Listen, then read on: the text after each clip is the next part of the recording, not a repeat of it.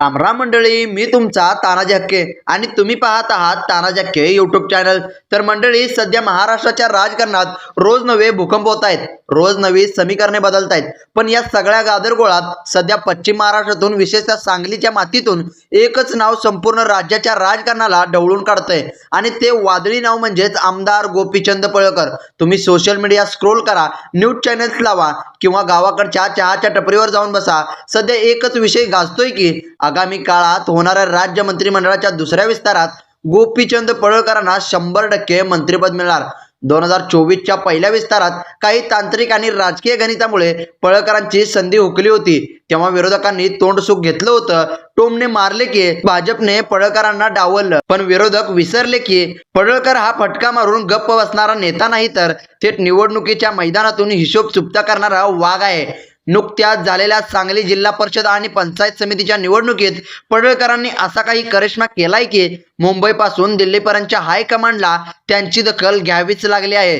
जत तालुक्यात जिल्हा परिषद आणि पंचायत समितीच्या 9 जागांपैकी तब्बल 8 जागांवर पडळकरांच्या नेतृत्वाखाली भाजपने एक हाती विजय मिळवलाय. 90 ते 95% जागा एकट्याच्या ताकदीवर खेचून आणत पडळकरांनी आपला जतचा गड फक्त राखला नाही, तर विरोधकांचे पुरते पाणीपत केले आहे. त्यामुळेच आजच्या या विशेष विश्लेषणात आपण गोपीचंद पळळकरांच्या पळळकरवाडी ते मंत्रालयापर्यंतचा संघर्ष पाहणार आहोत. धनगर आरक्षणासाठी त्यांनी सोसलेली लाठीमार, ओबीसींची भक्कम ढाल म्हणून घेतलेली भूमिका, जत तालुक्याचा पाण्याचा प्रश्न आणि भव्य पंचायत समिती इमारत यासारख्या विकास कामांचा धडाका आणि सर्वात महत्त्वाचं म्हणजे यावेळच्या विस्तारात त्यांना लाल दिवा नक्की का मिळणार याचा सविस्तर वेध घेणार आहोत. व्हिडिओ शेवटपर्यंत नक्की बघा.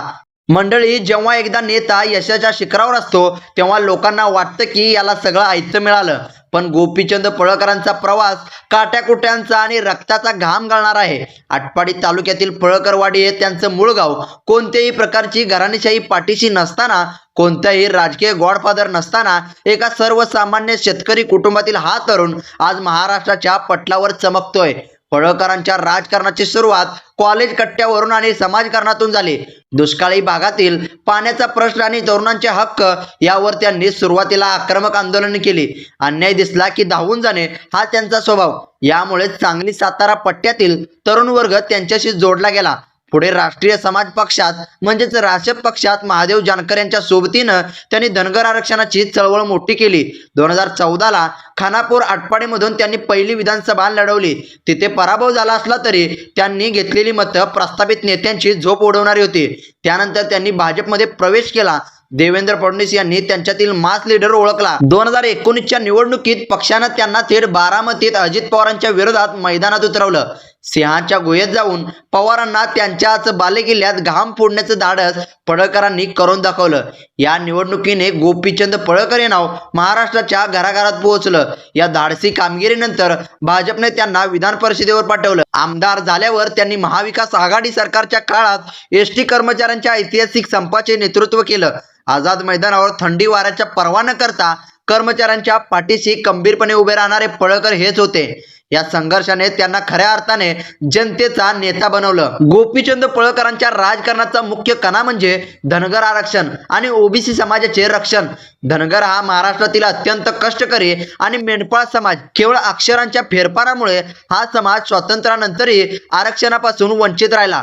पळळकरांनी या मुद्द्याला केवळ निवडणुकीपुरतं मर्यादित न ठेवता आपल्या आयुष्याची लढाई बनवलं. चौफुलाचं आंदोलन असो की मुंबईतील मोर्चे, पळळकर नेहमीच पुढे राहिले.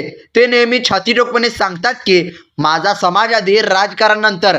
दुसरीकडे गेल्या काही काळापासून महाराष्ट्रात मराठा विरुद्ध ओबीसी असा संघर्ष पाहायला मिळतोय.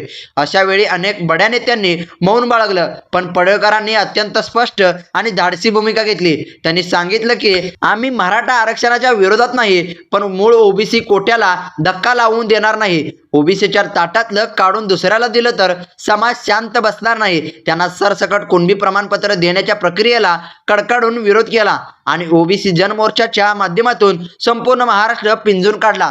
आज महाराष्ट्रात ओबीसींचा सर्वात आक्रमक आणि विश्वासू चेहरा म्हणून गोपीचंद पळळकरांकडे पाहिलं जातं. आता बोलूया त्या विषयावर ज्याने सध्या संपूर्ण महाराष्ट्राचं लक्ष वेधून घेतलंय. ते म्हणजे सांगली जिल्हा परिषद आणि पंचायत समितीचे निकाल. मंडळी, सांगली हा नेहमीच काँग्रेस राष्ट्रवादीचा बालेकिल्ला राहिला आहे. त्यात जत तालुका म्हणजे विरोधकांचा अबद्ध गड.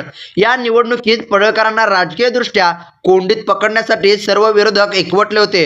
पण जनता जनार्दन पाठीशी असल्यावर काय होतं हे जतच्या निकालाने दाखवून दिलं. निकालाचे आकडे आले आणि विरोधकांच्या पायाखालची जमीन सरकली. जत तालुक्यात जिल्हा परिषद 9 जागांपैकी तब्बल 8 जागांवर पडळकरांच्या नेतृत्वाखाली भाजपचा भगवा फडकला. हा तब्बल 90 ते 95% स्ट्राईक रेट आहे. काही विरोधक आता युक्तिवाद करतायत की संपूर्ण सांगली जिल्हा परिषदेत भाजपची सत्ता हुकली.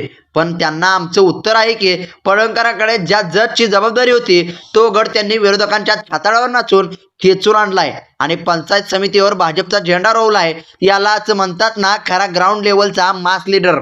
जतच्या जनतेने पडळकरांना एवढा एक हाती विजय का दिला? कारण पडळकरांनी तिथे विकासाचा जत पॅटर्न राबवला आहे. जत हा सांगलीतील भौगोलिकदृष्ट्या सर्वात मोठा पण वर्षानुवर्षे दुष्काळाने होरपलेला तालुका. पाण्याचा प्रश्न आणि मोडकळीस असलेली सरकारी कार्यालये ही इथली ओळख होती.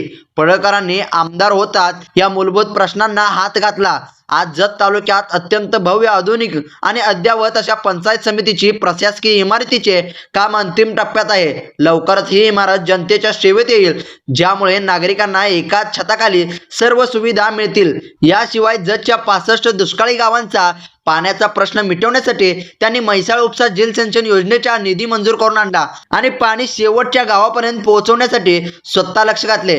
रस्ते, शाळा आणि आरोग्य सुविधांचा विस्तार करून त्यांनी केवळ भाषण केले नाही तर प्रत्यक्ष जमिनीवर काम करून दाखवलं. म्हणूनच जनतेने त्यांच्या कामावर विश्वासाची मोहर उमटवली. पडळकरांची सोशल मीडिया क्रेज आणि भाजपमधील महत्त्व. आजच्या घडीला महाराष्ट्राच्या राजकारणात डिजिटल आणि ग्राउंड लेवलला जर कोणाची सर्वात जास्त क्रेज असेल तर ती म्हणजे गोपीचंद पडळकर यांची. त्यांच्या सध्या रांगड्या आणि गावठी शैलीमुळे ग्रामीण भागातील तरुण यांच्यावर जीवापाड प्रेम करतो. ते कधीही VIP संस्कृतीमध्ये वावरत नाहीत. कार्यकर्त्यांसाठी त्यांचे दरवाजे 24 तास उघडे असतात.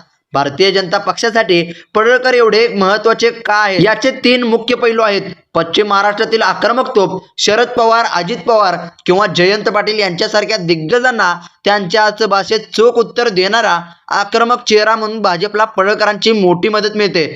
त्यानंतर ओबीसी धनगर वोट बँक. महाराष्ट्रातील किंगमेकर असलेला ओबीसी आणि धनगर समाजाला भाजपसोबत जोडणारा ते मुख्य दुवा आहेत. त्यानंतर तिसरं म्हणजे युवा शक्तीचे संघटन. पडळकरांची रोखठोक शैली तरुणांना आकर्षित करते, ज्यामुळे भाजपला राज्यभरात नवीन युवा पिढी उभारता आली आहे. मंत्रिमंडळ विस्तार आणि मंत्रिपदाची 100% गॅरंटी.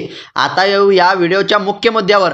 आगामी मंत्रिमंडळ विस्तारात गोपीचंद पडळकरांना मंत्रिपद 100% का मिळणार? राजकारणात एक साधा नियम आहे, परफॉर्मन्स दाखवा आणि स्थान मिळवा. पडळकरांनी जतच्या निवडणुकीत 9 पैकी 8 जागा जिंकून भाजप हायकमांडला आपला परफॉर्मन्स दाखवून दिला आहे. भाजप हा कामगिरी करणाऱ्या नेत्याला कधीही डावलत नाही. आगामी विधानसभा निवडणुका डोळ्यासमोर ठेवून ओबीसी आणि धनगर समाजाला एक मोठा राजकीय संदेश देण्यासाठी पडळकरांना मंत्रिमंडळात स्थान मिळणं निश्चित मानलं जात आहे. राजकीय विश्लेषकांच्या मते दुसऱ्या विस्ताराच्या पहिल्याच यादीत पडळकरांचं नाव असेल. त्यांना केवळ मंत्रिपद नाही तर सामाजिक न्याय आणि विभाग, दुग्ध व्यवसाय व पशुसंवर्धन किंवा गृह राज्यमंत्री यासारखे थेट जनतेशी जोडलेले महत्त्वाचे कॅबिनेट खाते मिळण्याची दाट शक्यता आहे. त्यामुळे तो दिवस दूर नाही जेव्हा जतचा ढाण्या वाघ मंत्रालयात मंत्री म्हणून बसेल आणि त्यांच्या गाडीवर लाल दिवा चमकेल. समारोप आणि प्रेक्षकांना आव्हान. तर मंडळी, हा होता गोपीचंद पडळकरांचा पडळकरवाडी ते मंत्रालयाच्या उंबरठ्यापर्यंतचा संपूर्ण संघर्षमय आणि रोमहर्षक प्रवास. एका सामान्य शेतकऱ्याच्या मुलाने आपल्या जिद्दीच्या जोरावर निर्माण केलेले हे स्थान खरोखरच कौतुकास्पद होतं. मंडळी, तुम्हाला काय वाटतंय? गोपीचंद पडळकरांनी जतमध्ये मिळवलेला विजय विरोधकांना चोख उत्तर आहे का? आणि त्यांना आगामी विस्तारात कोणतं मंत्रिपद मिळायला पाहिजे? तुमच्या प्रतिक्रिया खाली कमेंट बॉक्समध्ये नक्की लिहून कळवा. जर तुम्हाला आमचे सविस्तर आणि कडक विश्लेषण आवडले असेल तर या व्हिडिओला आत्ताच लाईक करा, तुमच्या व्हॉट्सअप ग्रुपवर शेअर करा आणि महाराष्ट्राच्या राजकीय घडामोडी सर्वात आधी पाहण्यासाठी आपल्या तानाजी हक्के यूट्यूब चॅनलला आत्ता सबस्क्राईब करून बेल आयकॉन नक्की दाबा. पुन्हा भेटूया अशाच एका कडक विषयासह. तोपर्यंत पाहत राहा आपले आवडते चॅनल. धन्यवाद. राम राम. जय हिंद. जय महाराष्ट्र.